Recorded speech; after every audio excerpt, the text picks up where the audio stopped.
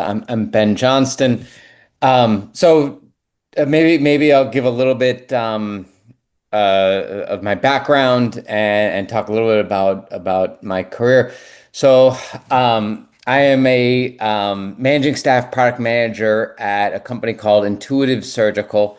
Intuitive is the worldwide leader in surgical robotics. If you've ever heard of someone getting robotic surgery in soft tissue like a prostatectomy or hysterectomy, those kinds of procedures, we do all of those with a robot that actually is done minimally invasively inside the body. Um, to give a little bit of background on me, I'm originally from New York. I did my undergraduate studies at a school called Villanova University outside of Philadelphia. And my career started with a small company called Synthase outside of Philadelphia in the orthopedic trauma space. It's medical devices, and the company manufactured plates and screws for trauma devices. If you ever hear of someone breaking a bone, they make the repair devices that surgeons use to fix those. That company was acquired by Johnson and Johnson, and I was fortunate through that process to find my way into the office for J&J's spine business based in Boston. I worked there in various upstream and downstream marketing roles for almost 8 years, finishing in the group that was kind of responsible for global strategic marketing for that business. In 2021, a former colleague of mine recruited me to move out to Singapore to actually oversee a specific segment of our spinal surgery business in the Asia Pacific region.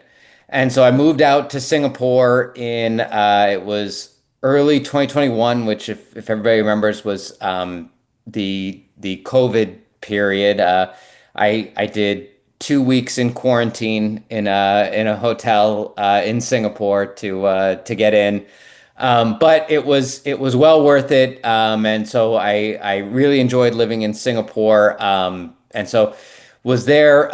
My work in Singapore took me all across the Asia Pacific region, which was really cool, to Japan and Australia and India, right? All of these places I had only been able to visit not that often.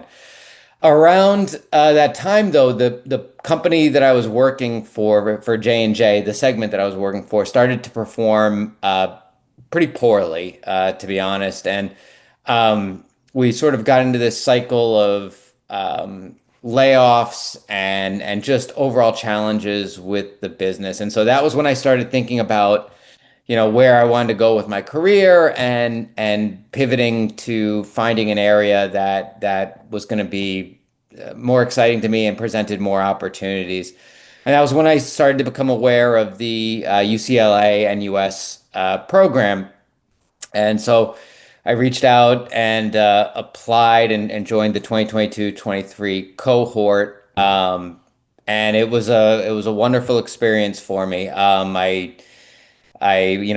We did all of the segments. Our segments actually went to Japan and India. We couldn't go to China because it was still from a COVID period. They weren't allowing people in. But for me, I knew that I wanted to kind of move out of my industry that I was in and sort of pivot into an area that was higher growth or an area more aligned with my interests in medical devices, which was surgical robotics. Secondarily, I knew I wanted to advance from into higher level management. And so both of those things were what drove me to go ahead and apply for the EMBA. And, I really found myself through the program, finding kind of greater confidence in determining kind of where I wanted to go and what I wanted to do. And right around the tail end of the program, I found an opportunity with the company I'm at currently, Intuitive Surgical, and applied and it ended up being a really good fit. And so I moved from Singapore back to the US in late 2023 to join Intuitive. And so now I reside in Silicon Valley here in the Bay Area, in an area that I really wanted to get in, which was kind of this high growth tech segment. So for me, it was two things. So number one, I personally wanted the credential. I wanted an MBA from two really recognizable programs that counted a lot for me, just from the standpoint of I knew, that the higher you get in the organization, the tougher the competition gets, and I felt like that gave me a little bit of an edge. But then on the other side of it, you get through the EMBA, you get exposed to a lot of other businesses and areas of the business that you may not have experience in. It just kind of allows you to speak more languages. And I mean that in the sense of like you learn about supply chain and finance and all these kinds of things that may not have direct impact on your day-to-day job, but because you are exposed to them and you have an understanding of them, it puts you in a stronger position both in your current role and for future roles to be able to speak to those experiences. And then lastly, I think this program is unique in its focus on global and specifically like business in Asia, which was also quite appealing to me. Being able to travel to some of these places was a really great experience, and you just interacting with your colleagues and the cohort, you end up learning a lot, and sort of that network helps you kind of have the confidence to go into different areas and maybe explore things you wouldn't have previously.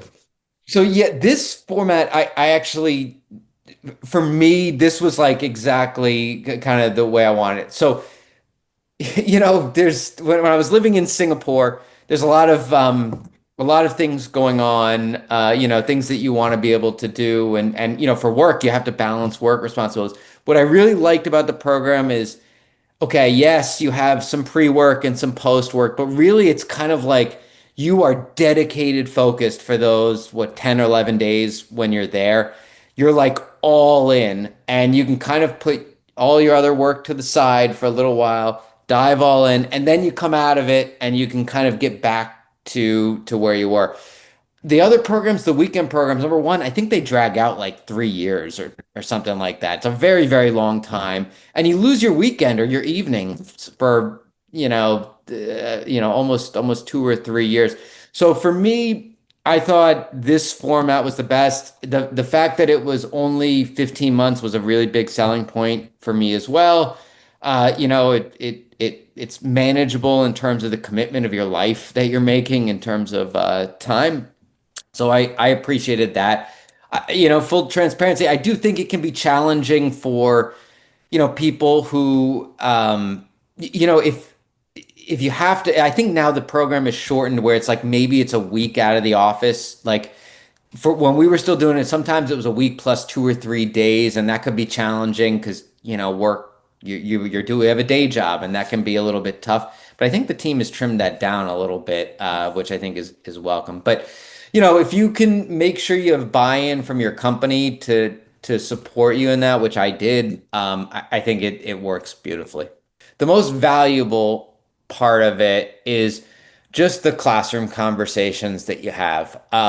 The like you just kind of get like the most fun part of it to me is those conversations, and you kind of you learn about other industries or areas, and the professors try to foster this really collaborative style where everybody just contributes about what they know about their industry, and you kind of get this collective knowledge of the cohort and the class. It's really cool. You learn about industries that you didn't know about businesses you never understood, and how they apply to these new areas. So that was the most valuable. The most memorable was, when you travel to these places, yes, you're working hard during the day, but you do get a couple of moments in the evenings, and some days after you like finish a course before you finish the other ones, where you get to hang out with your cohort and you get to know them really, really well. And we had some really fun times, exploring in Japan and in India and in Singapore and Los Angeles.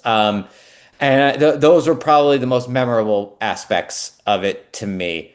Like getting to spend all, like just having that fun way. Hey, you're working really, really hard and you're really dedicated to it, but then you kind of have this time where you get to know these folks and you get to explore these new places as well. So I found the workload to be fairly manageable. I think so. You kind of have this period of within the few weeks leading up to each segment where the professors will assign videos and reading. And I don't know, I found that manageable enough where, hey, in the evenings I would read something. I was also kind of interested in the topics and the subjects, so it didn't feel like too hard, heavy a lift for me. I think there's some minor assignments. It was never anything like too big. But then when you're like on site and you're dedicated, you are full on dedicated. Like I don't recommend, don't try to schedule like work calls or meetings in between during those segments. So I found it to be pretty manageable. I would do a little bit of reading each night or watch a video before for an hour a night or something like that. And then I don't think it was the case for the NUS segments, but for the UCLA segments, oftentimes I think the tests are after the segment, which could be a little tricky because, hey, you come back from work, or you come back to your office work, and it's like, oh, we got a lot of stuff piled up, but also now you have some exams that you have to be ready for.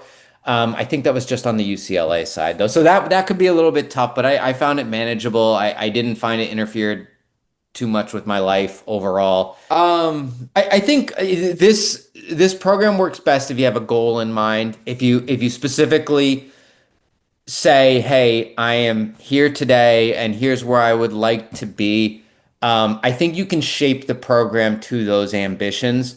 Um, I also think if you're open and sort of like you kind of embrace the networking aspect of it and the resources aspect. There is a lot of resources and tools that both of these universities offer that is incredible. I would say probably like if you have those two things and you can make sure it works for your office, for your current job, I think you'll be successful and I think it works really well.